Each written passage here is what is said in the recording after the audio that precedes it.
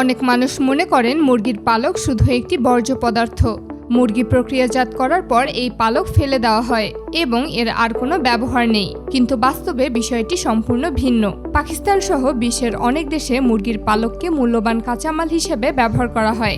বিশেষ করে ব্যাডমিন্টন খেলার জন্য ব্যবহৃত শাটলকক বা ফেদার তৈরিতে পালক ব্যবহার করা হয়। জানলে অবাক হবেন, তারা শুধু এই ফেদার দেশে বিক্রির জন্যই রাখে না, তারা এটা বিশ্বের বিভিন্ন দেশে রপ্তানি করে থাকে।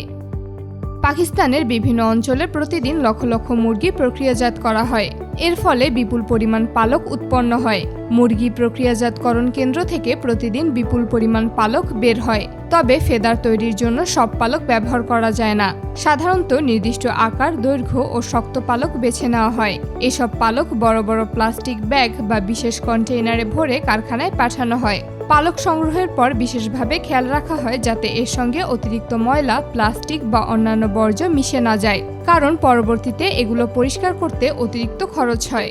কারখানায় পালক পৌঁছানোর পর প্রথমে ওজন করা হয়, তারপর বড় বড় বাছাই ইউনিটে পাঠানো হয়। এখানে পালকের মধ্যে থাকা অপ্রয়োজনীয় বস্তু যেমন প্লাস্টিকের টুকরা, কাগজ, সুতা বা অন্যান্য ময়লা আলাদা করা হয়। এরপর শুরু হয় ধোয়ার প্রক্রিয়া। কাঁচা পালকে সাধারণত দাগ, চর্বি ও ধুলাবালি লেগে থাকে, তাই বড় স্টেইনলেস স্টিলের ওয়াশিং ট্যাঙ্কে পালকগুলো ধোয়া হয়। এখানে গরম পানি এবং বিশেষ কেমিক্যাল ব্যবহার করা হয়। এর ফলে পালক জীবাণুমুক্ত হয়ে যায় এবং দেখতে পুরোপুরি সাদা হয়ে যায়। ধোয়ার পর পালকগুলো শুকানোর ধাপে যায়। এই কাজের জন্য বড় ড্রায়ার মেশিন ব্যবহার করা হয়। অনেকটা বিশাল কাপড় শুকানোর মেশিনের মতো দেখতে এই ড্রায়ারগুলোতে গরম বাতাস প্রবাহিত করা হয়। শুকানোর পর শুরু হয় সবচেয়ে গুরুত্বপূর্ণ ধাপগুলোর একটি, অর্থাৎ গ্রেডিং বা মান অনুযায়ী আলাদা করা।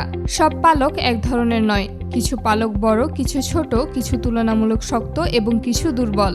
বিশেষ মেশিন এবং দক্ষ শ্রমিকদের মাধ্যমে এগুলো আলাদা করা হয়।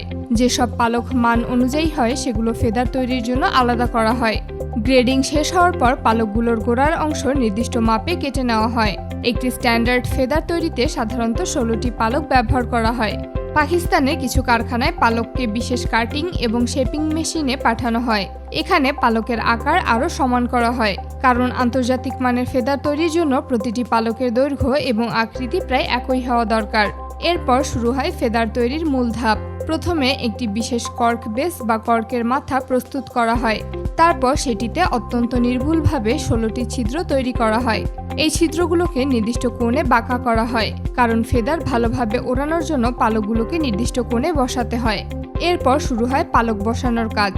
আগে থেকে নির্দিষ্ট মাপে কাটা এবং বাছাই করা 16টি পালক একে একে কর্কের ছিদ্রগুলোর মধ্যে বসানো হয়। পালকগুলো বসানোর পর প্রতিটি ছিদ্রের ভেতরে বিশেষ ধরনের আঠা প্রয়োগ করা হয়। এই আঠা পালককে কর্কের সঙ্গে শক্তভাবে আটকে রাখে এবং খেলার সময় বারবার আঘাত পেলেও পালক খুলে যায় না। আঠা লাগানোর পর কিছু সময় অপেক্ষা করা হয় যাতে এটি ভালোভাবে শুকিয়ে শক্ত হয়ে যায়। আঠা শুকিয়ে গেলে পরবর্তী ধাপে ফেদারের পালকগুলোকে সুতা দিয়ে বাঁধাই করা হয়। সাধারণত দুটি সারিতে বিশেষ শক্ত সুতা ব্যবহার করে পুরো পালকগুলোকে একসঙ্গে বাঁধা হয়। সেলাই হওয়ার পর সেলাইয়ের অংশেও আবার বিশেষ আঠা লাগানো হয়। এর ফলে সুতা আরও শক্তভাবে লেগে থাকে। এরপর ফেদারের আকৃতি পরীক্ষা করা হয়। একটি বিশেষ মাপযন্ত্র ব্যবহার করে দেখা হয় সব পালক সমান দূরত্বে রয়েছে কিনা এবং গোলাকার আকৃতি ঠিক আছে কিনা। যদি কোথাও সামান্য ত্রুটি দেখা যায় তাহলে কর্মীরা হাত দিয়ে সেটি ঠিক করে নেন। আকৃতি ঠিক করার পর প্রতিটি ফেদারের ওজন মাপা হয়।